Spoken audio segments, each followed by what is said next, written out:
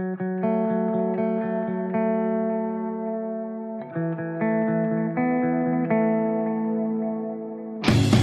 dealing with a falsehood, you're faced with two options. You can accept it or you can reject it. The basis upon which we take one of these actions is a product of our critical thinking capabilities and a desire to know what is true instead of confirming our bias.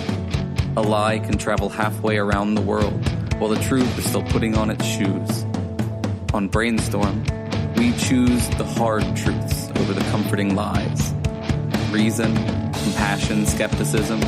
This is the Brainstorm Podcast.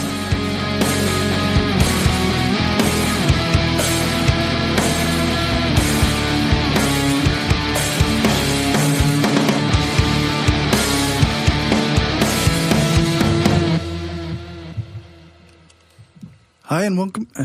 I couldn't hear myself for a second. Hi and welcome to the Brainstorm Podcast Skeptic Studio, the interview portion of the Brainstorm Podcast where we talk to a variety of folks with the intent to spread critical thinking, compassion, and skepticism. I'm Cory, and my panel tonight are Lisa. Hello. Friend of the show, Dan. Yo. Our guest host, Sarah. Hello. And of course, the always amazing Dave. Hey. We're broadcasting live from Roman Empire Studios in Regina, Saskatchewan, and today is September 28th, 2018. Tonight's guest is a well-known atheist YouTuber and leader of the Cult of Dusty, Dusty Smith. Thanks for joining us. Hey guys, how's it going? No problem. Thanks for having me. Love you guys already. Sweet. Which one of us do you love most? Of course. Yeah, that's a hard one. The female voice, obviously. There's two of us, too. Oh, there's two of us. Well, I know we all sound alike. I'm just mad at you now. No, I'm kidding. So I guess a good place to start is a bit of your background in case people don't already know it. Did you grow up religious? I did. I grew up in Mississippi, which is the most religious state. I grew up Pentecostal in a really poor area. And obviously when you grow up Pentecostal, you don't really have much of a choice in it. Wasn't given much of a decision. I'm just going to be a Christian. That's just what's going to happen to you. And of course, when everybody you know, love, and who's taking care of you your entire life tells you something's true, you have no reason to not believe them. You have no reason to think they're lying because they're not lying. They think it's true themselves, and they think they're doing the best for you. So it's really hard to get out of that cult when you're engrossed in it your entire life. But eventually I did when I was in my 30s. A friend of mine who became an atheist from watching the Evil Science Channel started trying to teach me about evolution. Fuck that guy. And so I had to go out and prove that he was wrong. And long story short, I've been one of the most prominent atheists on YouTube for the last 10 years. So that's my background. What got you doing the YouTube thing?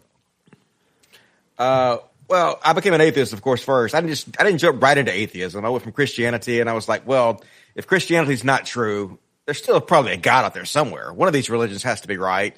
So I started researching all the religions. I researched, Islam and Buddhism, although I don't know if you consider Buddhism a religion or not, but for the sake of this argument, I will. And even Scientology, New Ageism, I looked into everything before I realized it's all complete bullshit. There's no evidence for any of it. And if I really have a logical mind, I'm incapable of believing in things without evidence. So I saw guys like the Amazing Atheists doing their thing on YouTube, and I was like, well, that guy can do it. I can fucking do it. So I just started doing it, and I did it. And 10 years later, I'm still doing it. You actually can make a living doing YouTube? Oh, yeah. I've been making a living off YouTube for at least 8 years now, I would say. It's my full-time job. It's not bad. Holy crap. No, I'm too bad. I don't know that I've ever met somebody who makes a living off YouTube before. Oh, yeah. It's the least amount of money I've ever made off the internet, but I used to make a lot more money, but that was in porn. So it's a downgrade from porn. I think you should maybe qualify that, because when people are thinking of making money in porn, they're thinking of something that you did not do. No, I've never even been a porn star in my life, but I used to run some of the first porn pay websites on the internet. I was one of the founders of that whole system, and so I did that for quite a while as a Christian. You wrote a book about it, didn't you? Whoa. I did write a book about it. Yeah, I just assumed not as a Christian. No, it was as a Christian. Actually, I That's more impressive. completely shut my country. I shut my whole company down because I was guilty about it. I was like I made over $1 million. I made like $1.5 million doing it. And I just shut the company down completely and walked away from it because I felt guilty as shit. I felt like I was sinning against God. So I just left all that money on the table and walked away. Okay, I'm sorry, I have to ask more questions. Was it Christian porn or was it just general porn? No. It was hardcore as you can get. Okay. You know? But did the girls I wear wanted to know what it crucifixes? was. I needed a description of Christian porn, but if it just... Yeah, that does exist, but no, my porn was not Christian porn. It was mostly facials, so not really, actually. But the surprising thing is most of the other webmasters I knew were also Christian, so we're just all a bunch of hypocrites. And you can really justify anything to yourself. And so I was basically like, well, God wants me to have this money. I mean, if that's not me getting it, it's going to be somebody else, some other fucking perverted loser that's going to do bad things with it. At least I can get this money to do good things with it, which I didn't, but that's what I thought anyway. Well, you know, in the Bible, it does always talk about the Holy Spirit coming on to people, so it really kind of all makes sense. Jesus really wants to be inside you, that's for sure. So You mentioned on a Facebook post the other day that your dad was really proud of you for your success. Did he know the extent of what you were doing? Oh, yeah. Well, my dad was an atheist. He wasn't around much. I was raised by my mom, who was very, very religious, but my dad was like the black sheep of his family, and he was not around a whole lot. But he was a lifelong atheist, so yeah, he was really proud of the whole porn thing. He thought it was cool as shit, and he was happy to see that I was an atheist, too. Right before he died, I became an atheist, but he never lived to see the cult of Dusty, unfortunately. He would have been really proud of that, I think. But, oh well. I'm sure he's in heaven looking down upon me, really pleased with the whole thing. Did he get like a free subscriction? No. Was that why he was proud? Everything. Sorry. Okay, I'm going to stop asking questions about the porn. I'm just so like cool. atheist YouTube thing is way more interesting than Right. Well, it is. former Christian porn guy. One of his videos that I think got a lot of attention was called How Atheism Saved My Life. And it was really cool to see your journey through it and how you equated your weight loss to your atheism. Yeah. To reason, basically. Not just atheism, but to reason and logic. You know, when Yeah, you're your a logic Christian, diet was pretty cool too. My logic diet, yeah. I was basically a Christian, a big fat-ass Christian, you know, eating burgers and drinking sodas every day, and I got really fat. I was like 5'7", 240 pounds, which is big. Like, that's so big you can't even wipe your ass. I mean, I don't be gross, but it's even hard to fucking wipe your ass when you're that big. That's retarded, okay? But I was like, I just pray about it. Hey, you know, the Bible says that if you have the faith as small as a mustard seed, you can move a fucking mountain. So I have enough faith to lose weight. So I just pray about it, and God will guide me to weight loss. But he didn't, of course, because he's a fucking asshole. And originally I was figuring out it's just calories, you know, calories in, calories out. You know, it's just thermodynamics. If you take in less calories than you burn, then you will lose weight. And so finally logic led me to exercise and a reasonable diet that allowed me to lose over 100 pounds. Sounds good. Yeah. Totally reasonable. You weigh less than 140 pounds? That doesn't sound healthy. Well, no, I did. I weigh about 185 now, but I did get down to about 140. Yeah, like when I was living in Denver, That sounds I was very 140 skinny. pounds, and it was skinny, but sexy skinny. You know, like Adam Levine. There Okay. you go. Yeah, there you go. How tall are you? He said 5'7". Okay, so about that's 5'7", not yeah. bad. 140 is not It's bad. about, it's about right. It's in there. I'm sorry. I'm derailing. It's my job. okay. On the When I turned You're body shaming me. Thanks. not body shape. I was just like subtracting. You gave numbers. Can't blame me for doing math. Don't do math around me. Fuck that. I'm a physicist. I do math. That's what I do. yeah. So I get it. Over the last 9 years, you've had your channel? Almost 10. It'll be 10 in November, I believe. Almost 10 years. So like what, I know your subscribers have gone kind of like all over the place. Right now you're at about 250,000, I think. Yeah, I'm not as popular as I used to be, unfortunately. So what was the maximum of subscribers that you ever had? And like when did you make the most money from YouTube? I'm about at the maximum now, but a lot of my subscribers are like legacy subscribers. They're people that no longer really watch my show because my content has changed so much and they don't like it anymore. A lot of people don't like what I do anymore because I've changed so much in the last 2 years. At the height, I was getting probably, you know, several 100,000 views. Like I did one video one time, I made 10 grand off of it in one fucking video. So that was way better. That was awesome. Back before the, what do you call that? The ad moratorium where they... The adpocalypse. Yeah. Back before they completely changed the YouTube algorithm where I don't make any money off YouTube anymore. I only make money off Patreon now. So subscribe to Cult of Dusty on Patreon. But yeah, unfortunately, the good old days of YouTube are behind us. What did you change so much that made people hate you? Well, I always did religious stuff, but the atheist community got taken over by these anti-SJWs, these shitlords, and all my friends and all the major people doing that switched over to that, format. And so all the audience went over to that too. And so I kind of wanted to go down that path too a little bit because, it's hard to turn against your entire audience who was into that and all your peers and stuff. But I decided that wasn't for me. I really couldn't do that. I think that kind of thing helped Donald Trump get elected. I think it's driving our society into a more conservative direction, and I can't sleep at night being a part of that. So I basically just went against the anti-SJW community, which I feel is harmful in my opinion, and people are not happy. Wasn't there I seem to recall a time where you almost seemed like you were kind of going down that same path, and that's kind of when I was finding my way down the social justice type advocacy path. And did you go too very far down that anti-SJW road? Nah, it was like a couple months. Like, I was one of these guys that was a Bernie Sanders supporter, and I was kind of pissed off at the DNC and Hillary because I think they kind of fucked him. And so I was kind of willing for just a little while to give Donald Trump a chance, and everybody was like jumping on that board, giving Donald Trump a chance and shit. So I was like considering it until I actually researched, what he stood for. Then I was like, oh, fuck that. Hell no. That goes against everything I stand for. But I did make a video with TJ about questions for social justice warriors. And there were other people in that video I didn't know were going to be in that video, but like Chris Reagan and Armored Skeptic, and I think Sargai might have been in that video. But it was right after that I was like, hell no, I don't be associated with these motherfuckers. No, thanks. And so basically I started making videos against it, and I alienated a lot of my audience, and all these other really popular YouTubers started making what I consider very dishonest videos against me to spear me.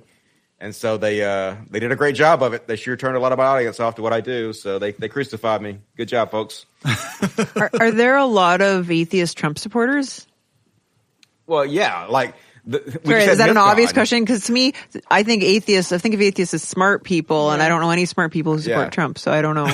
Well, we just had MythCon this weekend, which is the largest skeptic convention in North America right now. And during the panel where they were discussing atheism, the biggest cheer of the night was received when they mentioned Steven Crowder, who is, I don't know if you know who that is, but that is a Christian podcaster. And the second biggest pop of the night came from when they mentioned Jordan Peterson, who was also a conservative Christian, So right now, the anti-SJWs have taken over the skeptic atheist community so much that Christian conservatives get the loudest cheers of the night right now in the largest skeptic convention in America. So it's pretty. That's where we're at right now. Okay. So here's my sense. Yeah. Okay, so I don't know. Like I said, I know lots of atheists, but I never really kind of got the stream.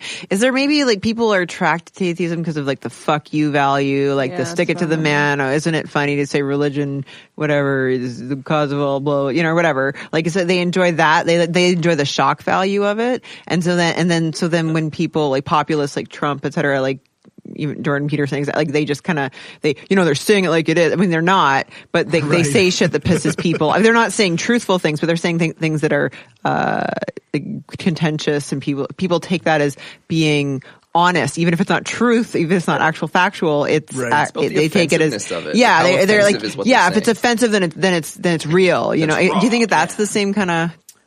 That probably has a lot to do with it.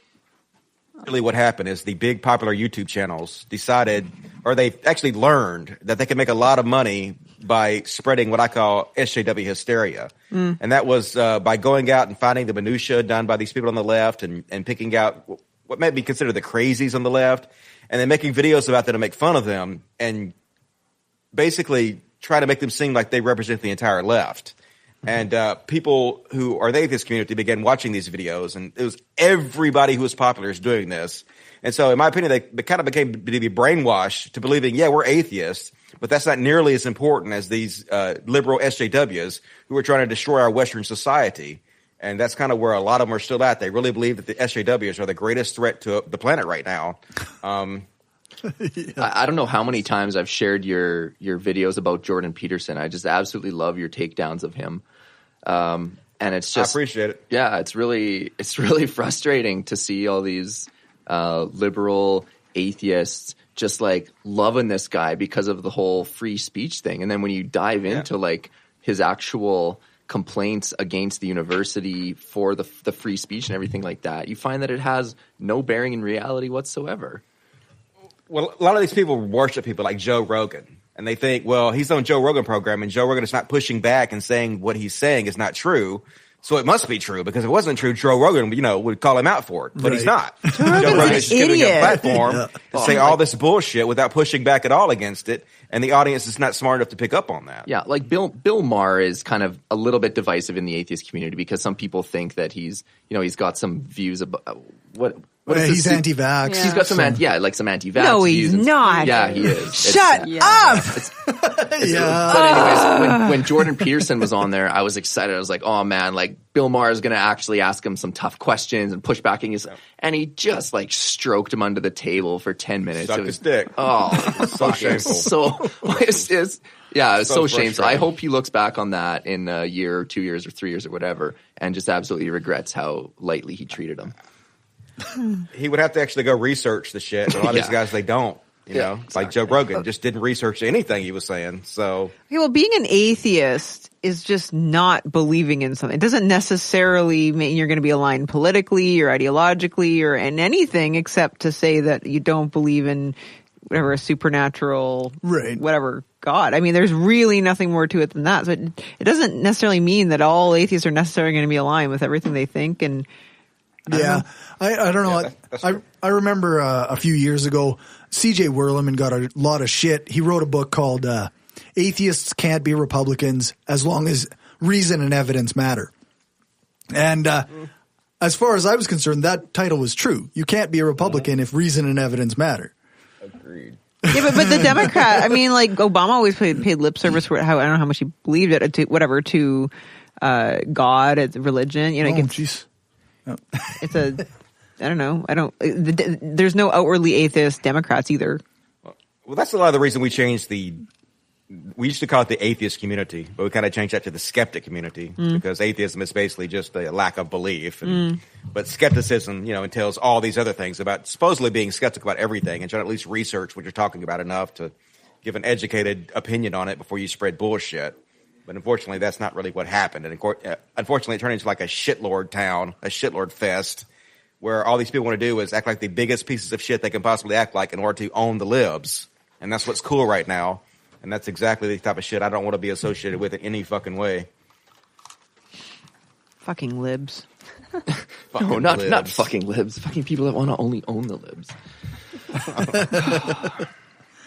So over time, I as Cory mentioned, kind of when you went down the SJW track for a couple months and a little bit before, there was a time when even I, as like an ardent supporter and fan, was unable to share a lot of your videos because of like the brand was sullied. But it's been so long that I don't even remember like was it that like this was say 2 to 3 years ago. What was it that caused like so many people to turn against you? I remember there was something about the claims of racism, claims of the AIDS thing was just stupid. But like, what were all the things that caused everybody to turn on you so much?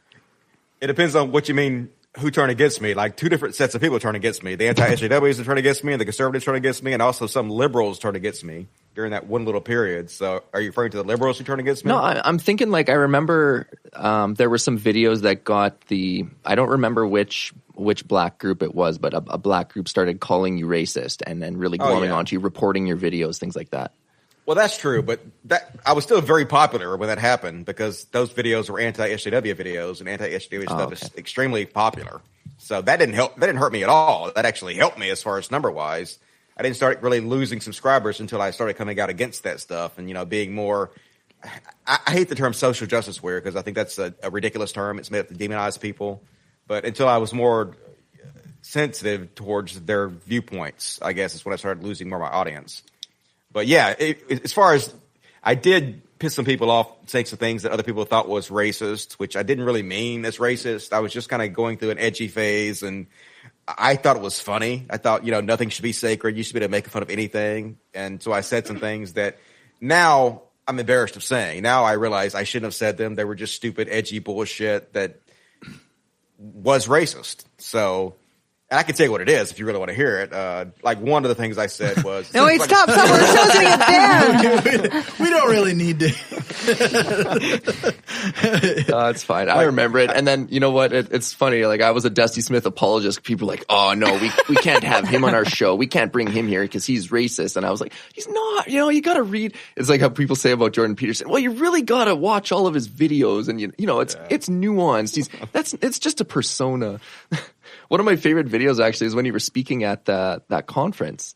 What was that one again? NapCon. Yeah, man, that was so good to just see you talk for an hour as just like a normal person, just having a conversation instead of having to like swear and be angry and as a persona in all your videos. And most people think Play that's that character. Yeah, most people think that that's who you are every second of every day. But it's like, no. Like, did you start that persona because you felt that it was like a niche that was maybe missing in the whole like spreading of the atheist memes?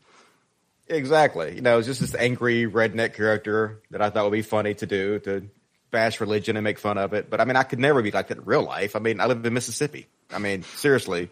So I couldn't live my life being an angry atheist running around screaming at everybody. But, you know, it's very therapeutic to do that on video. And people seem to respond to it. So I did that. But in real life, I'm just a really laid-back stoner guy. I just watched your video the other day of when you confronted that guy who was giving out the chick tract. Oh, man, that guy was just so pathetic. That was at Comic-Con. I almost felt bad for him. Like, it was he was a nice I love guy, how but good Lord, you kept saying like, oh, you know, I'm not trying to give you a hard time. And I was like, yes, you fucking are. Don't lie. Of course you're trying to give him a hard time. Passing out this Christian propaganda to children, man. You know, disgusting. The worst kind of Christian propaganda to children. Like, it's hard not to say something. Yeah. I didn't see the actual pamphlet. What kind of stuff was in it? Your typical Christian? It was just, you know, basically how it doesn't really matter what you do. You can be the biggest piece of shit that ever lived on the face of the earth. As long as you right at death, tell Jesus you think he's the tits, you're going to go to heaven and live in eternity forever. I mean, that's a horrible message to be sending to people, right? Yeah. Especially children, because they want any excuse to be bad, right? Exactly. No responsibility whatsoever. You don't have to make amends to anybody you've harmed. All you have to do is make amends to the magical Sky Daddy, and it's like it never happened, and that's immoral as fuck. Mm-hmm. Not to him. No, he seemed to think that made total sense. Isn't it great? He said. Isn't it great? So God's an idiot? Isn't it wonderful that you just have to make that choice? But wouldn't it be great if it were true? If you really, it's not, that's actually kind of an awesome little loophole there. He's not wrong. Great to humanity. He's not wrong, except that he's totally wrong, right? Like if he wasn't like unfactual, it would be great. It'd be great from a selfish standpoint. Right. But not on a good for humanity standpoint. Of course I'm talking, I'm selfish. Yeah. I just really want a bigger TV. I'll go steal one and apologize. I'm sure that'll go away well. Are you still in Mississippi? Yeah, actually, after I did my douchey Denver stint that everybody really thinks I'm a douche for doing, I got a divorce. After 17 years, I got a divorce. And I moved to Denver. And no, not really. I'm not saying you shouldn't have gotten divorced. I'm not saying, you should be with the person you don't want to be with. But the process of getting divorced is not fun. I'm just saying. Oh, no, it was awesome. Like, my wife was amazing. Yeah, Cindy was. She literally gave me everything. You can go to hell then. I hope there is a hell. I hope we're all wrong and you can go there. I deserve it, totally. Right, Cory, back me up. Lucky. Yeah, that's right. For all the divorced people who didn't have it like that. My ex is the best. Go fuck yourself. Also, I chose really well to begin with, so that has a lot to do with it. Also, go fuck yourself. You can continue to go fuck yourself with all this good shit in my hole, to you. deeper and deeper. Sorry.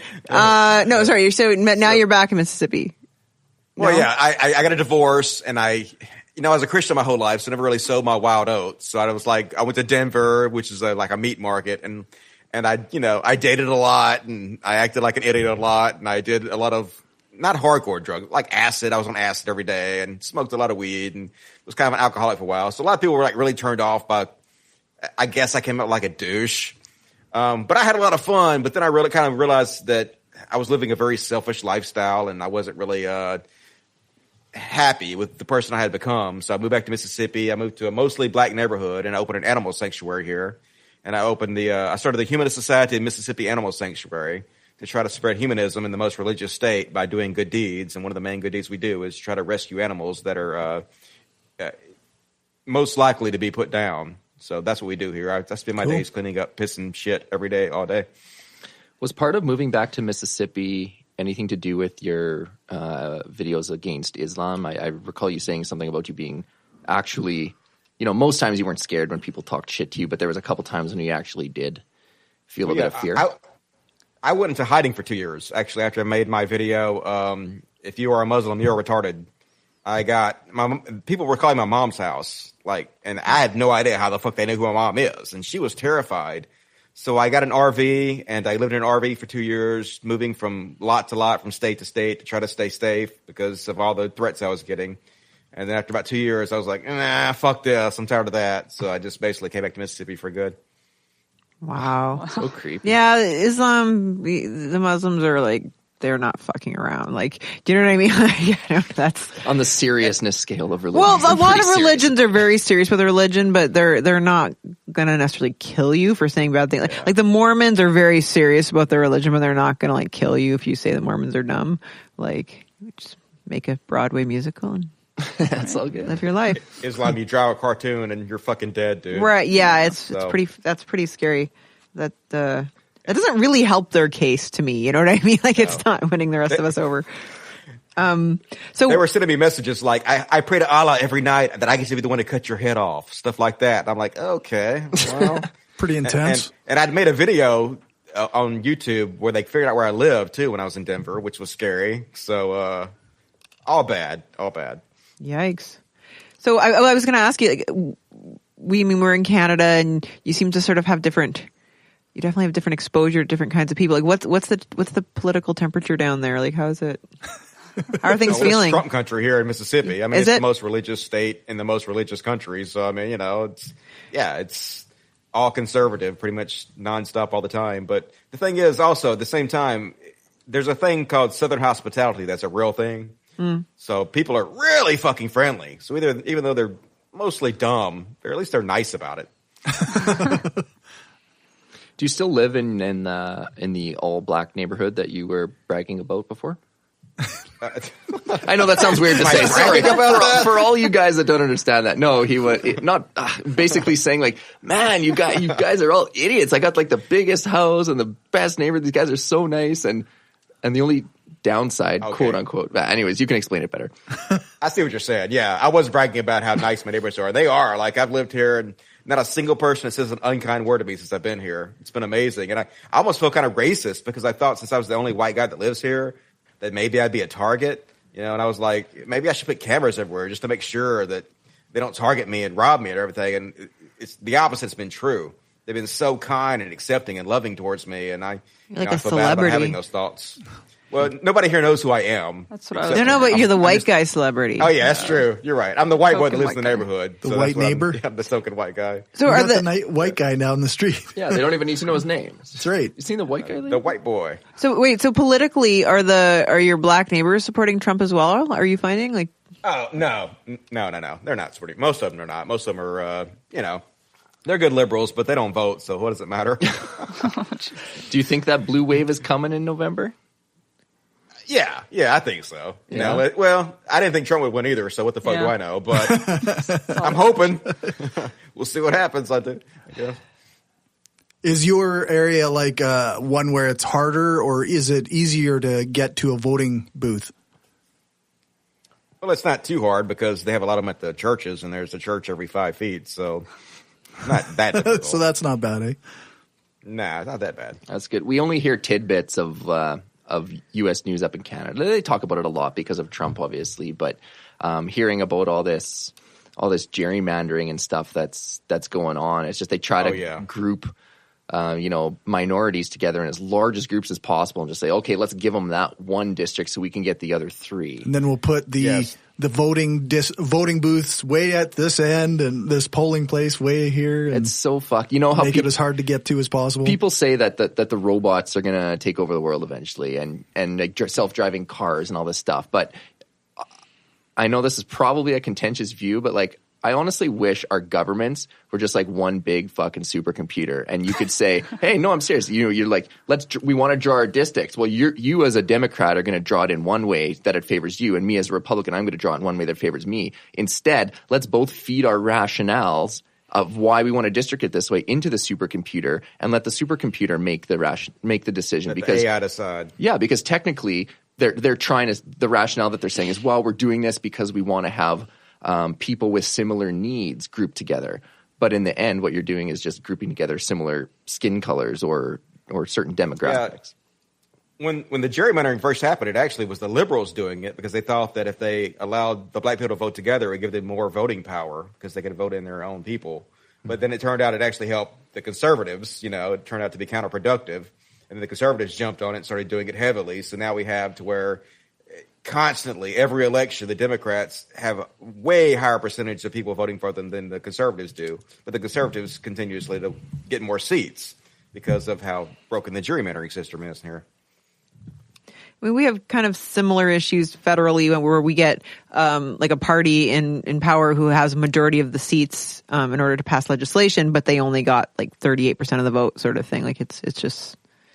I mean, that's more of a first past the post thing that like the way that the system works. But anyway, we can have similar. So fucked up that the person that wins the majority vote often does not win the presidency. I mean, how fuck can you get to that? That's not that often though. It doesn't happen that many times. Obviously it happened with Trump. It happened with Bush. First Bush took elect. Happened before that too. I think since then it was like the 60s or like it doesn't happen that much. It's just it happens too much. Got Trump elected. Fuck that. There's one acceptable angle in my mind for the Trump supporter, and that was the people that have properly suggested that it's going to cause this blue wave. This blue wave wouldn't have happened, not nearly as big and not nearly as quickly, if it had been Hillary that won. In fact, it could have actually done the opposite. So it's kind of like the disestablishment or the fuck the whole system sort of thing. Like, silver lining to Trump. Yeah, exactly. Let Trump have his 4 years, but then the Democrats will have the next 20 because we'll actually fuck shit up. I've heard of that pressure valve argument. It took some pressure off the people. Yeah, people who wanted something different and wanted a renegade would get their guy and be like, well, fuck that. I don't want to do that again. And maybe not. I don't know. He's got so many support. Like, I don't feel like the tide's turned on that guy. Like, there's just so many stuck in that 30 to 40% approval rate, no matter what.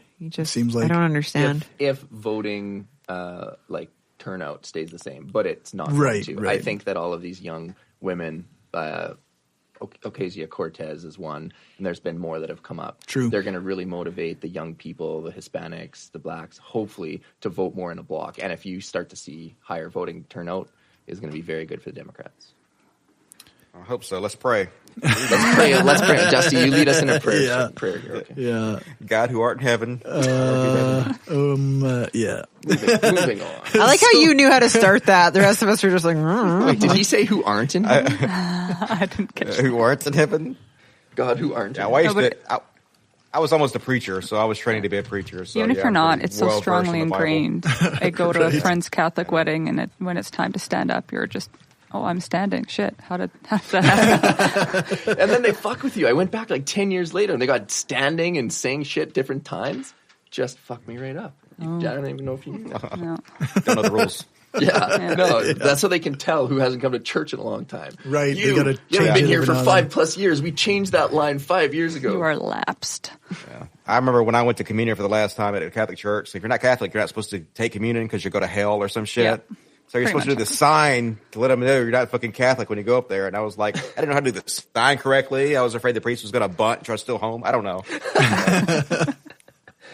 A little baseball reference there. Nice. Baseball. Sports ball. So nobody got it. Something big's about to happen in Canada. So I'd like to personally invite you to move here. You heard that we're legalizing marijuana federally, right?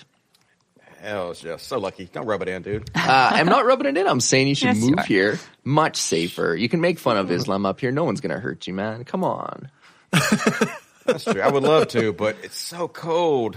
I don't think I can handle that. That's true. That is not true. That is a myth. If That you is live in 100%. That's what I hear. 100% of it. Nah, come on. Minus looks 40. cold. I'm Latin American. does, yeah, It's so white. I support that. It does look cold. is It is cold. very white up here as well. Yeah. But what I was prefer thinking, Mississippi a little bit. what I was thinking of doing is once this becomes legal, it's going to be a novelty for quite a while. I was thinking about holding some sort of a conference that was that was like atheism, skepticism, and also chucking marijuana. WeedCon. That's exactly what I called it. Yeah, I called it. I'm so there, dude. Oh, nice. Yeah. Unlike MythCon, you guys might actually let me speak. Yeah, why don't you talk about that for a sec? Like, how did this? You actually contacted these guys and tried to get yourself there. Okay, so the biggest atheist skeptic convention in North America right now is called MythCon. And basically, last year, it became obvious it was just this anti-SJW circle jerk. And this year, it was even more obvious that's what it was going to be. So I was like, hey, guys, you clearly need somebody to come out and represent the other side. I'll be happy to come out there and do it. You know, just let me know. Crickets, nothing. And so I was like, well, fuck this. I'm just going to troll them. I'm going to tell some of their anti-SJW guys I don't like that I'm going to actually fly myself out, buy a ticket. And I'm going to come out and challenge them to dance contests. And I'm just going to film myself dancing all around them. We'll fucking destroy them with dancing contests. And so the MythCon then like messaged me and like, oh my God, are you going to come start fights with people? And I was like, what? And apparently these other anti-SJW shitlords started posting clips of what I was saying out of context to make it seem like I was trying to start fights with them when I was talking about dancing. And I was like, no, dude, I'm talking about fucking dance competitions. And I was like, look, dude, I'm happy to come out and speak for free if you guys will allow me to come out and do it. I'll fly myself out. You don't have to pay anything. And I'll be the good alternative to, you know, the anti-SJW circle jerk you're putting out. And they're like, no, we can't invite you because our guest list is already in stone. And we just cannot possibly change this. It's just not possible. Sorry, dude. And after they told me that, they added at least 5 or 6 other people after that. So they were just lying to me. You know, instead of just telling me, no, we don't want you there. We're thinking you'll make the other guest uncomfortable, whatever. They just basically blacklisted me for the whole fucking thing. And so then, like I said, they had it this last weekend, and it was, as you would expect, a total anti-SJW circle jerk, completely fucking shameful. But they can't put out this meme that they like to put out that they couldn't find other voices from the other side to come out and speak, because that's not true. I agree to do it, and they blacklisted me from that shit. Don't they believe in free speech? Isn't that their shtick? That's their whole shtick, but it ain't fucking true. Don't believe it. Just like Jordan Peterson claims that, yet he spends all the money people give him hiring lawyers to threaten to sue people that say shit he don't like. So he's done this like 3 times already. He's threatened to sue all kinds of motherfuckers for saying shit that he don't like. And the shit they're saying is totally true, you know. So anti-Canadian. Canadians don't sue people for that shit. Yeah. Weird. Well, have you guys been put in jail yet for not calling... Yeah. I was going to say, have you guys been put in jail yet for not calling trans people by stupid names? Oh, yeah. Our jails are just full of those people. We just can't. That's what I thought. Keeps happening every second. Yeah. Who are we jailing? Oh, by misgendering trans people. Yeah. They Jordan put us Peterson in jail. said, yeah, they're going to start putting us in jail. Did he say that? Yeah, that was actually the whole thing with that. That's kind of how we got famous. Almost. Bill C-64, was it? Or Yeah. those. I think he took 62? it way too C-16. far. Yeah. C-16, there you go. Oh, C-16, that's right. But I don't think He that literally said that. I'm Sorry, go ahead. He No, go literally ahead. said that making fun of somebody's fashion could violate the hate crimes laws in Canada. He literally said that on Joe Rogan. So it's I mean, these human rights tribunals are, to be fair, notoriously kind of like kangaroo courty. Like, they're not like good court. Like, they're not like really stickler to rules of law. However, I don't think they've ever thrown anyone in jail. It's more like fines or like or ruining reputations, which isn't cool, but like. And I think he overstated the worry that, like, well, if you don't use one of the 85 pronouns, then you'll as opposed to what really happened, which is, it's all about intention, right? Like, sorry, I didn't use the right, like, sorry, I said he and I should have said she and it was a misspoke, and then everyone's fine. Like, I don't know. Yep. Like, we live in a pretty, obvious to me. Sorry. It's obvious to me, even somebody from America, that the intent of the law was to keep you from discriminating and harassing people at work. Like, you can't call your black coworkers the N-word. Yeah. You can't call your gay coworkers, faggots, and you can't repeatedly misgender somebody on purpose to harass them. That was clearly the intent of the law. No, exactly. So I think you're exactly right. About it. Like, my sister is a lesbian, and she went for supper somewhere, like at a restaurant, and they just didn't come by to take their drink. Like, they were clearly on a date, and they just wouldn't come by to take their order. And eventually, they're like, "Can we order?" Like several people around us come after, and they've already gotten their food, and they're like, "We don't have anything you want here." Like, that kind of shit could happen. And that, I mean, I encouraged her to report that to the Human Rights Tribunal. She never did, but like, that's the kind of shit that they're trying to, like, it's just to make sure public access for everyone, irrespective of.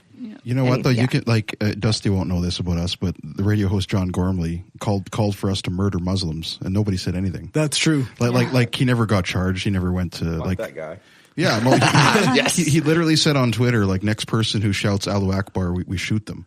That's what he said. Yeah, he didn't even get like reprimanded at work. No, nothing. He still has, in fact, his viewership probably went up after that. Yeah. I'm sure. What an edge lord. So I'm all for, like, our laws suck. If somebody, yeah. Yeah, but you have to bring an application to a human rights tribunal. They won't just automatically do it because the guy said it on the radio. You have to say no. This is not. I'm somebody sure would have somebody had did though. They should. I doubt it, actually. Oh, maybe I not. don't know. Because if they did, something would have been done. The Human Rights Tribunal actually... They have to. Once they put Yeah. an application, they have to look into it. They can't not. And if they did look into it, it's quite clear. He didn't hide what he was saying. Yeah. You were kind of dismayed about Jacqueline Glenn a little bit. So she joined the anti-SJW crowd? Like, I don't want to diss her too much because she's still a friend of mine.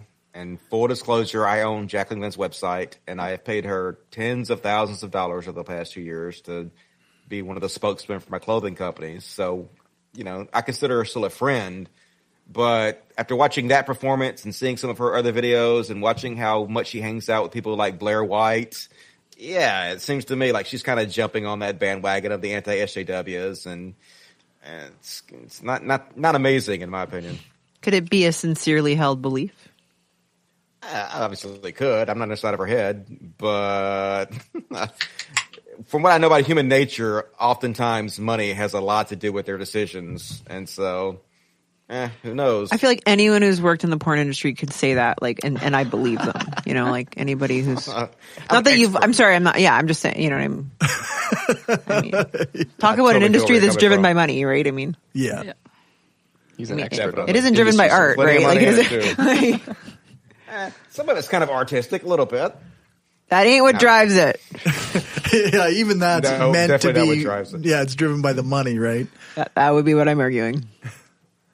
So, I guess you're starting a new podcast. That was kind of the impetus for us having you on. So why don't you tell us a little bit about that? The Untitled Podcast. We have not been able to think of a name. We've come up with so many, and they're all awful. So we can't decide on any. But it's me, Vadim Newquist, who is Creationist Cat, and Tim Demotivator, who's awesome. Three of us are getting together, and we're going to try to make like an alternative to the anti-SJWs podcast, an alternative to Peterson, or more like a look at the reasonable lefts, not the caricature of the anti-SJWs that have been fed to you by these channels repeatedly, but, a nuanced look at the left from more a sensible, logical viewpoint. And, looking forward to that. I think that'll be really successful. Why wouldn't you call yourselves the anti-SJWs? There's your name. Yeah, Boom. You're welcome. About that. You're welcome. It's kind of confusing. No, it's double negatives are in no way confusing. Double negatives are never not confusing. Never, not ever, always. Correct. Yeah. We're thinking about calling ourselves Lobster Apocalypse. That's the working title, but we'll see. The salt left, maybe. I don't know. We haven't decided. The salt left. I kind of like We're still working it out. That's not been It's not been not used bad. before. I thought it was okay. Yeah, salt left's okay. I Googled it, did not find anything. So that's all I can do. Yeah, check and see if you can buy the domain name, and that's a good start. That's true. If you can't, fuck it. So when do you think that'll be starting? We're supposed to start that mid-October. And I believe that's what I'm supposed to also do. I'm supposed to be a regular guest on The Drunken Peasants, which I have not enjoyed that program, but I'm just going to do it twice a month to try to turn that program around because I think that has an audience that really needs to be turned around. So we're going to make an attempt at that. And it's possible I might restart the podcast eventually, but we're going to start these other two things first and see how that goes. I thought Drunken Peasants had gone away. No, they have a new, TJ's not on anymore, and Okay. TJ's brother, whatever his name is, nobody cares, is not on anymore, and Paul is not on anymore, but it's still the producer of the show, which is Ben, and he has two new guys, and they do it still. Okay. That's cool. Yeah, we'll see. We'll see how it goes. It has to have changed a lot, because I did not want to be associated with it at all for a while. Like, I actually went to New Orleans and met those guys, and I was in talks with them at the height of the popularity of the show to go on tour with them, but I didn't want to be associated with it because I thought their fans were awful, and I thought a lot of the material they were putting out was awful. And I don't know. It was like one of my biggest nightmares was to die and then to be forever associated with this bullshit. So I was like, no, I can't. Sorry, dudes. And like, they didn't take it well. Like, they made so many videos smearing me and saying things about me that are dishonest, totally dishonest. But sorry. Yeah. Some of your most popular videos are your Christian fails, it seems. Those ones must be fun to do. Like, how do you sift through all of the fails? Because there's just so many. And like this month of religious bullshit. I suffer for you guys. Oh, you do. I can't even imagine. Like your especially on the Christian movies. Oh, those ones are terrible. But thank you so much for like God friended. Is there even been an episode 1 yet of that? Yeah, I did a video about episode 1. So fucking terrible. How that's going to get canceled? Like, is it even going to make a season? I don't know. Well, Christians, they run a lot of shit, and there's a lot of money to still be made by manipulating them. So who knows? But it was really bad. Yeah, Noah's Ark movie. Like, I just can't even. I'm like, I like the actors, but I just cannot bring myself to give any money to that.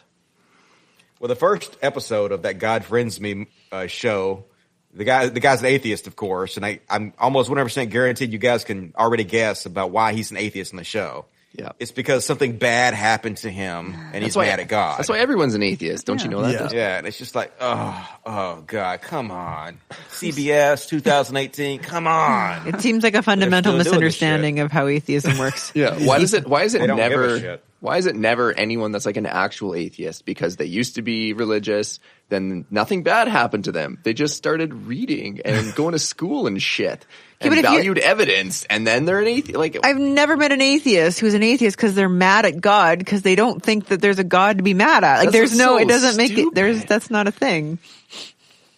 But that straw man is easy to beat down, of course. That makes it a very popular trope in television shows and movies. Oh, and of course. And it's easy to turn that person back into a Christian, right? Because as soon as you get them to forgive They did it in the first episode, basically. The first episode. Like, not quite, but almost. Yeah. Like, he basically started believing in God and started going back to church again. So, like, in one episode. Like, that should really be one season episode. At least. Which show is this? Right. God Friended Me on CBS. Oh, I think I saw. So I don't have cable, but I was at my grandmother's house recently, and I was like, what the fuck has been happening? 10 years. Because the thing is, anyways, nobody's cable anymore. They call it CBS because that's all you see is BS. That's actually, there's a show, Kevin Probably Saves the World, about a guy who like. That was not horrible. Yeah, it's actually kind of clever, but it's still got that really religious undertone to it. Yeah.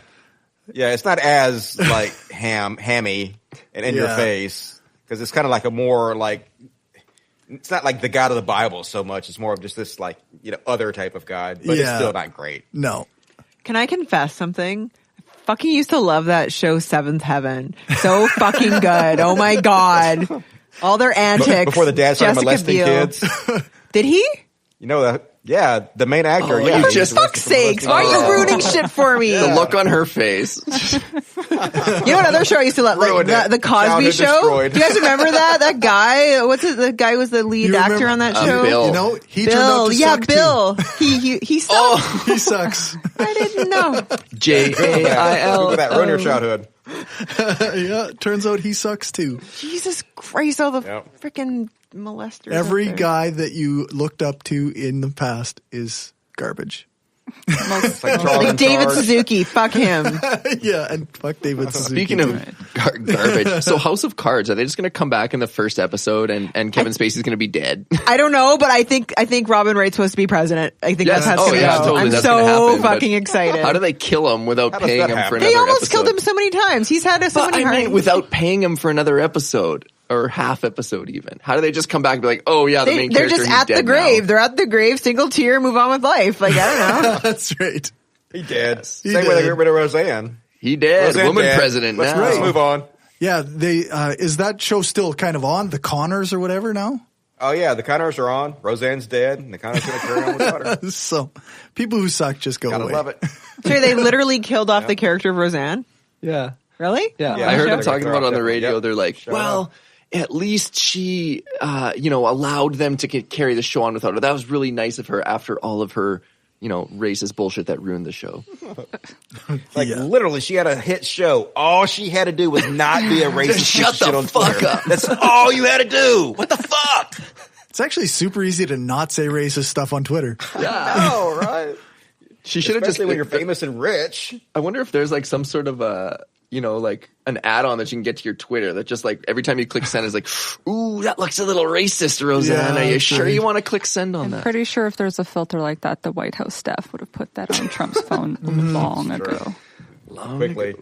Yeah, that's I right. thought of like an add-on to your phone. That So- is a No, they breathalyzer. did. You have to You should breathalyzer see for what he you. types. You got that? That's the good version. So get the filtered version of it, eh? We're looking at Sorry, like about sorry. 8 minutes left here, Dusty. What did you think about the Kavanaugh hearings over the last couple days? Heart-wrenching. I Yeah. mean, like for a long time, I didn't think that rape culture existed in America because like when I grew up, they taught you that rapists were bad. You're not supposed to rape people and you're evil when you rape people. But that's not what rape culture is all about at all, I've learned. It's about how when these women come out to try to tell their stories, they're demonized and they're put down and they're scared to even come out and speak out about it. So it basically makes it easier for these guys to behave this way. That's what rape culture is all about. Now, this Kavanaugh hearing just illustrates that so beautifully. Back up. You didn't think it existed?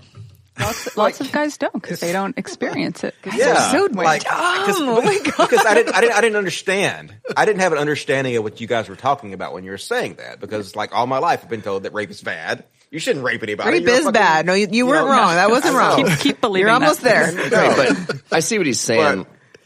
But now I get that's not just what you're talking about. It's a whole other thing way beyond that causes rape culture to be a thing. And you know, I'm a white heterosexual male. It's a lot of times it takes me a while to get this stuff, but I We're get it slow. eventually. It's astounding hearing the political climate on it. Fox News even saying like that she's believable and there's no reason to not believe her story. So essentially, when they confirm Kavanaugh, because clearly they're going to, what they're basically saying is that it just doesn't matter. And we all know that they don't think that it matters because they already, got in the pussy grabber president. So what's a little attempted rape, for a Supreme Court judge? That's Right. nothing.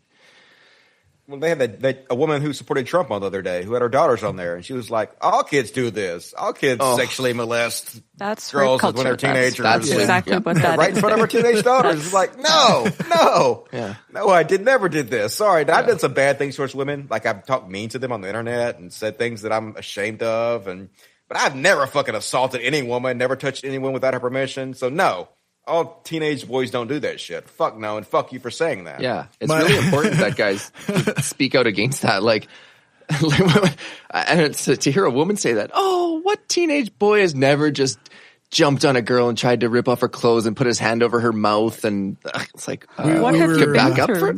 for a sec. Where are you from? What the We were fuck's sitting going in the on? living room watching something, and there was something like that came on, and somebody's like, "Oh, well, all teenage boys do this," and my son's just like, "What?" What am I missing out on? 15-year-old boy is like, "Is this actually like a thing people believe?" But it's easy to believe that when teenage boys gets high fives when they get laid, and especially if they say, it took a while, but I finally convinced her. Instead, like if the sex you're getting has to be convinced, coerced. that you should That's be so proud of unsexy that. too to me. To me, if the girl's not really fucking into it, I'm limp as fuck. Like, she has But to be into that it's not shit. about that. It's about That's what turns me on. accomplishing conquest. the act. Yeah. No, I remember, even in Catholic high school, it was all Yeah. about that. It was all about the locker room stories that you tell about which of the girls you banged and where you did it and how you did it. Sorry, but just to be clear, you guys didn't believe that rape culture existed. What do you mean by you guys? Hold I'm on. totally grouping all you idiots in the same damn it's Venn fair. diagram. I think it's totally fair to lump us all in the same group and be like, "Okay, so I had we're never. all idiots." I don't think I'd ever really even thought about the term rape culture. No. Well, no, until it maybe didn't like 5 years I ago. know, but it didn't No, exist. But what it describes, Right, but so Right. that's the thing. As a know that existed. as a non-rapist, and as somebody that same as Dusty Smith had been told and educated, rape is bad, sexual assault is bad. It was never like I didn't have to think about rape culture because it was not in my because it wasn't me. And so because it wasn't me, I assumed that everyone else was all on board with this, that all my cohort would think that rape is bad and it's not something that you do. And yeah, but people think of rape as, somebody's walking down the street and somebody jumps up behind the bushes and then Right. you assault somebody you don't Totally. know, right? Like, But that's as what we were taught growing up too. Is that's what you'd be afraid of? You carry your keys a certain yeah, I way. mean, Like I was never told. I mean, other than watching your drink at a party or a bar. But I was never told, you're more likely to get raped by somebody you know than I a random remember stranger. some of that, but it wasn't. That. So yeah, it wasn't as prominent as it is now. Yeah. Like I didn't have a concept of it. I didn't know what you were talking about. It's like intersectional feminism. Most people hear that word and they're like, "Oh shit, that's something that's bullshit that you made up." But no concept about what it actually is. That's what I thought at first until I actually Googled it, and I'm like, "Oh, okay, well that's just common sense. Obviously, that's a thing." So it's just like that to me. And the sad thing is, even my mom was raped. My mom was raped when I was a baby, and I was in the car, and some guy pulled her over and raped her. And my girlfriend has been raped, and my ex-roommate has been raped. So I should know better. But even people like me who should actually know better, it takes a while for us to understand exactly what these new concepts are. Catch up. Good for you for catching up. Yeah. I think that when you work do in progress. Yeah, and when you do catch up, especially for a person like Dusty Smith who's got a decent sized following, it's even more important for him than to signal boost and amplify for the correct people in that community who are fighting for the right things. That's why I'm here, trying to signal boost for you guys a little bit. Doing my part. Good boosting. Yeah. I hope so. We'll see. Like, I'm so hated. I don't know how much of a boost you get nowadays. Oh, like, we doubled our viewership tonight. Normally it's 3. I think we got 6 right now. So that's very good. Wow. It's double. Get that dusty bounce. Yeah. The dusty bounce. The dusty Is one of them Lachlan? He is not in the chat room, so I don't know. I'm sad. Cool. Well, a couple minutes left. Anything else that you wanted to talk about tonight? Perhaps something to plug. Yeah. Other than, the links to your stuff is all going to be in the show notes anyway. So anything extra? Not really. Like, I have the Untitled podcast that we don't know what the fuck's going to be called coming out next month. And as always, on the Cult of Dusty, you can come join me. And if you want to support my animal sanctuary, you can do that on Patreon. Because I don't really make any money off YouTube anymore. But I don't really plug too much shit. I hate that. I hate fucking marketing. You could plug your shirts. That's on cultofdusty.com too, right? Yeah, I don't really sell them too much anymore. But yeah, if you want to buy some shirts, cultofdusty.com. Like, I don't even never. Whatever happens. I hate marketing. Actually, I can't stand it. I was going to ask you too, actually, because it wasn't that long ago you got kicked off of Twitter. So what's the story behind that? I got kicked off from Twitter for. I didn't say this to her because Shoe on Head. I don't know if you know who that is, but she had blocked me. And I basically made a comment that I thought it was cowardly as shit that she had blocked me, and she was talking about me behind a block. And she has 250,000 people on Twitter. So I'm constantly just getting spammed with people assaulting me, and I can't even see what the fuck she's saying about me. So I said I thought she was being a cowardly bitch for doing that, and they blocked me for saying the word bitch. They permanently banned me from Twitter for saying the word bitch. And it's because so many people false flag everything I do and mass flag the things I do. All these anti-SJWs who pretend that they're for free speech. They're not really. They don't really give a shit. They just want to be the biggest shitheads they can to own the lib. So they thought having me banned from Twitter permanently would own the libs. And so now I'm permanently banned from Twitter. That's the way that shit works. And the libs are owned. Yes, that's right. I am so owned. Can't you just make another account? Is that not a thing? I mean, I could. Well, for one thing, when you make another account, they ban your second account because you're not supposed to do that. That's against the rules. But also, I spent 10 years building up an audience on this one account, so they're all gone. So it's really hard to build up what took you 10 years to build up. So that was really one thing I wanted to reminisce on while you were here. Was the old Cult of Dusty group? I was an admin for a short period of time, right when that shit went downhill. I'm sorry. Oh, don't apologize. It was that was like a little slice of paradise on Facebook. The discussions that were had there when it was good, it was just a place where you could go to avoid the bullshit, like the crap memes and the fucking gaslighting and the it didn't last long, logical fallacies. It got taken over though by the shitlords completely. Yeah, and then I was embarrassed to have my name on it. I didn't want my name on that anymore. You're all assholes. Please stop pretending you're my fans because you're not. I hate you. Please go away. Yeah, and then when That's how I felt about it. Some guys got promoted to admin that shouldn't have been, and then they deleted all the other admins, and then they just fucking held it hostage for months before it. I think it finally got deleted or something, right? Yeah, they turned it to an anti-Dusty group. Oh, and then it got and then they set it to. I remember they put a bomb icon. They're like, this group is being exploded in 30 days or something. Yeah, it was pretty shitty. Shitlords just trying to be shitlords, just trying to do whatever they can to own the libs and be the biggest shitheads they can. But you did me a favor. Thank you for getting rid of that group because I was incredibly embarrassed of it and don't want my name anywhere on it. So, well, I mean, it was good in the beginning, and then once it went to shit, I would want to take my name off of that too. Well, that's like the whole atheist community did. The atheist community used to be really solid, and that's why, I started my clothing line to try to help all these people with expenses and stuff. But it all turned to, shitlord central. The entire thing got fucked. Did you guys know that? I mean, it's hard to actually know this now, but the office of the president of the United States used to actually be prestigious.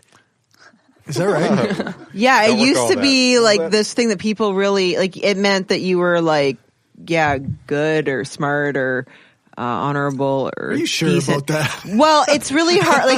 It's a long time ago. But yeah, I think so. I have vague recollection of that. I thought it was just a stepping stone for reality show contestants. So. It does boost your ratings. It's well known to boost your ratings. Yeah. Yeah. Hey, you should do that. You should become president, and then you'll get more Twitter followers. I can't. I've already sent too many unsolicited dick pics in my bad old days, so that doesn't I'm seem done to matter. forever. Yeah, no, that doesn't seem to matter. Did you? that helps, Only actually. if I run Republican, though. Can you explain this now, please? Now that you're here and then you've admitted to this, why would you do that? Why do you send somebody dick pics who doesn't ask? Why? Okay, now what is this was years. But no, what's the psychology? How do you want me to behind respond? There's no excuse. Does it work one every 100 times? No. Oh, no, that's what I thought. Bullshit. It's just like you're drunk and you're sitting there on Facebook at 2:00 in the morning and you're like, hey, maybe this girl wants to see my dick, but she doesn't. She never does. But are men so full of themselves that they truly believe that people want to see their dick? Oh, okay. Then I get it. That's fine. I totally get it. 100% what it was. Weird. Bad decisions at 2:00 in the morning when you're drunk. That's all it is. But I know now. So. That again brings us full circle to President of the United States. I mean, this really is very... Pretty much anything can be brought back to Trump. Well, as long as it's shitty enough it happens when you're sending shit over the internet at 2 a.m, yes. Yeah. Well, I think we're going to go to a break. Thank you for joining us, Dusty. Thank you for having me. It's been awesome. It was a lot of fun. Don't send Anytime, any more dude. dick Just get me pics, back on. I will not send anybody dick pics. I promise. Believe me. I'm feeling much better now. To your girlfriend, do it. I mean, she might want that. That's fine. Sure. Even she don't want it. Even she don't want it. She's like, nah, thanks. I'm good. I don't need to look at it. Yeah, I don't need to look at it. Put it inside me occasionally. No, right on. Thanks a lot. And we are going to go to a break. If you like what we're doing and want to help us keep the lights on, go become a patron at patreon.com/brainstorm podcast. You can hear the bonus half hour that we record every episode and get a shout out when you support the show.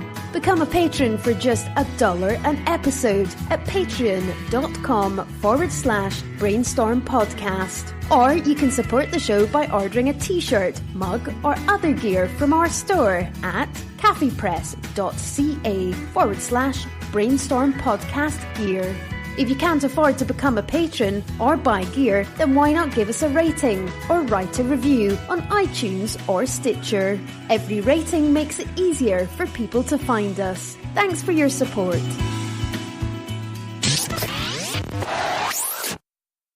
I'm Dustin. And I'm Wesley. We host the Atheist Nomads podcast. We're godless geeks who take a skeptical look at politics, religion, science, technology, and history.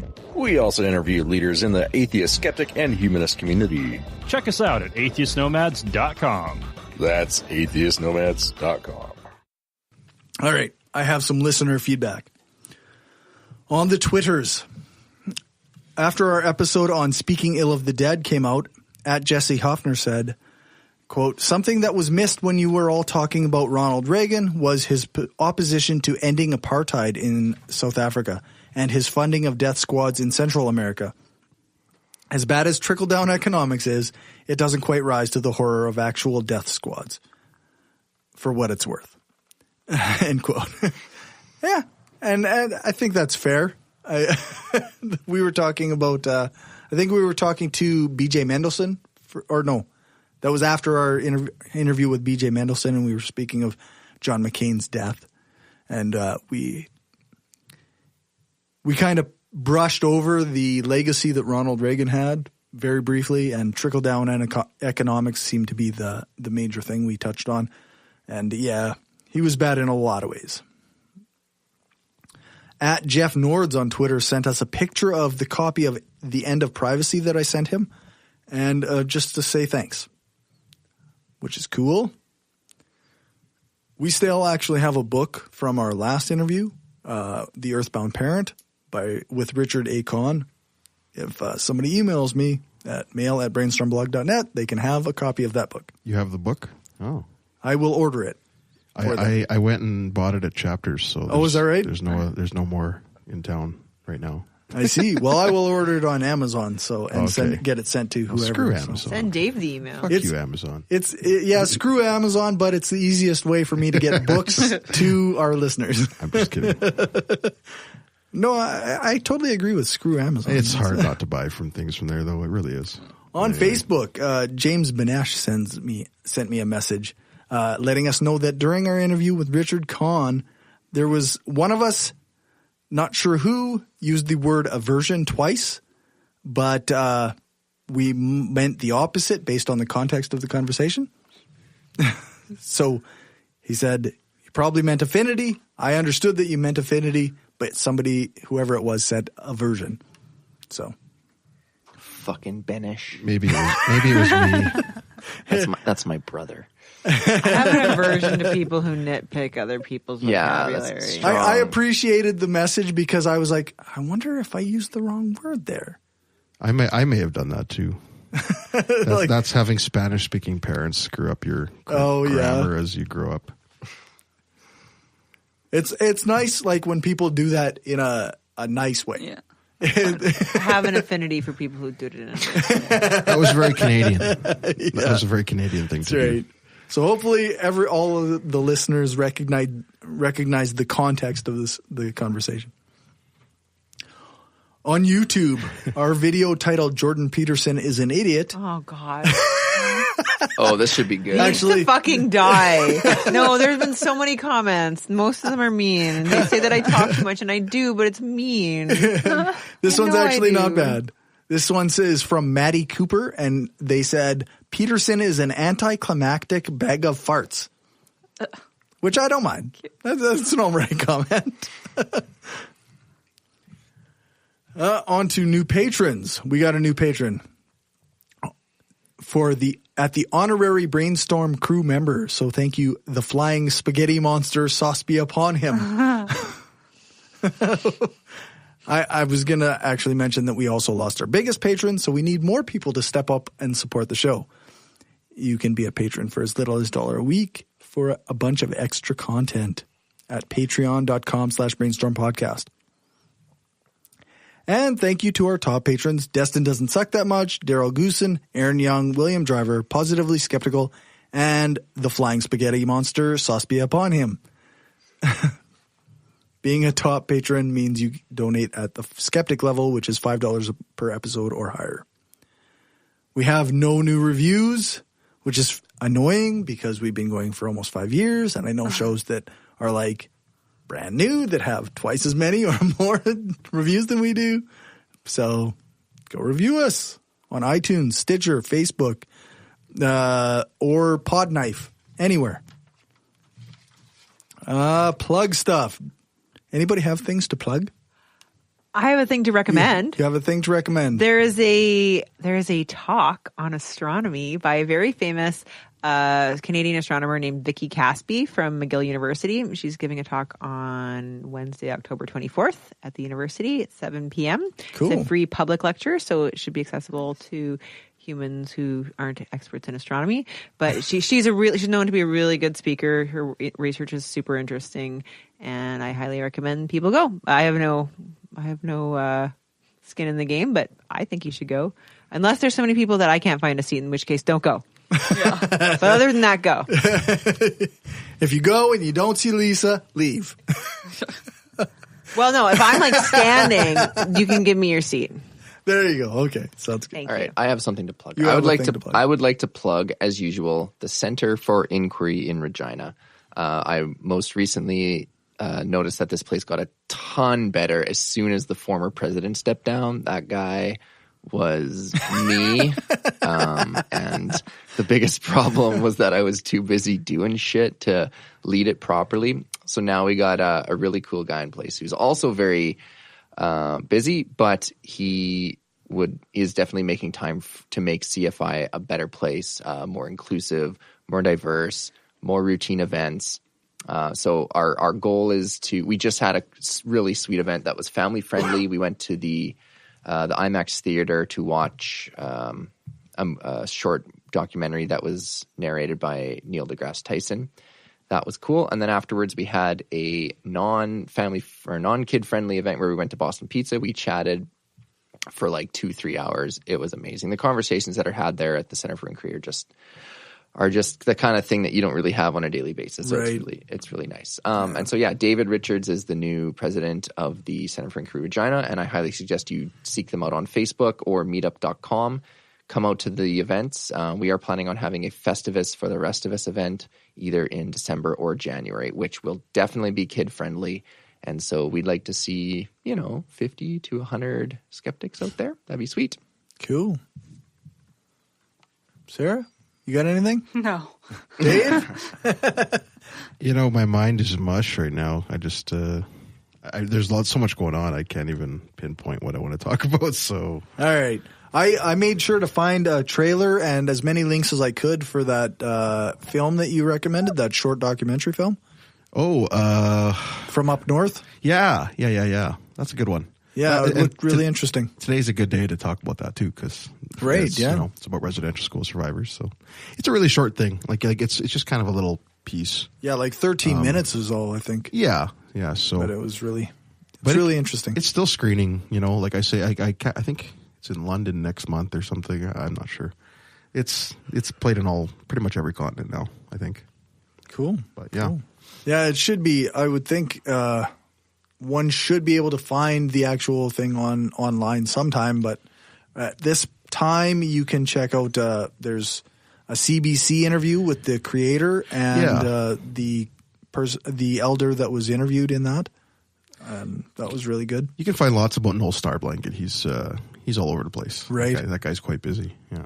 Oh, that's cool. I don't think you'll ever see the film online, to be honest. Because, no. Quite often these films, like, they're proprietary, so they only get screened. Right. But we'll see. Maybe. Who knows? It would be nice from my perspective just to increase its exposure to more people. Yeah, I think so. It belongs to the film board. So right. So I guess at some point maybe that'll happen. Yeah. And I recently had coffee on the internet with Stephanie Zvan for my Skeptic Voices podcast. So I will have that out soon. And we have a newsletter out every week for subscribers to that to get new brainstorm stuff, new brainstorm information. Go to our website and click the sign up button. It's right next to that support button that you should also click. All right, let's cue that outro music. For all those things plus much more, you can check out the show notes at our website, brainstormblog.net, and our hosting page, thebrainstormpodcast.com. Thanks to our financial supporters, Kayla, Janet, Kim, Stephanie, Zach, the Utah Outcasts, Will, Aaron, Daryl, Destin Sucks, Bob Glenn, Destin Doesn't Suck That Much, Magnus, several species of small furry animals gathered together in a cave, positively skeptical, Rob, Keith, the Podunk Polymath, Larry, and the Flying Spaghetti Monster, sauce be upon him. If you want to join them and help the show grow, then you can do that at patreon.com/brainstormpodcast. Or you can go and buy stuff at tpublic.com/stores/brainstorm-podcast-gear. Join us every 2 weeks on brainstormradio.net. Our next live show is on October 12th, and our guests are Kevin and Benedict from This Week in News with Kevin and Benedict. I want to give a big thanks to Dusty for joining us. You can find more of his stuff at cultofdusty.com, so make sure to check that out. Thank you to my panel, Lisa, Dan, Sarah, and Dave. You're welcome. I guess. Thanks to Dave for our intro music. Thanks to Aaron Rabbi from the Embrace the Void podcast for doing the intro for our voiceover. You can find his stuff at voidpod.com. Thanks to Alex Capper-Murdoch for doing the voiceover for our ads, and thanks to Jason Camo for our outro music. You can find his stuff at aloststateofmind.com. All music played is either with permission or under the SOCAN license to play. For more information on SOCAN, you can check out the music license info page on our website, brainstormblog.net. Remember to give us a rating, a thumbs up, or a fave on your podcatcher of choice. Join our Facebook group, like our page, follow us on Twitter, subscribe to our subreddit, sign up for our newsletter, share the show, and spread the word. The more you share, comment, and like our stuff, the more it helps the show grow. Thanks for listening, and remember, the truth matters.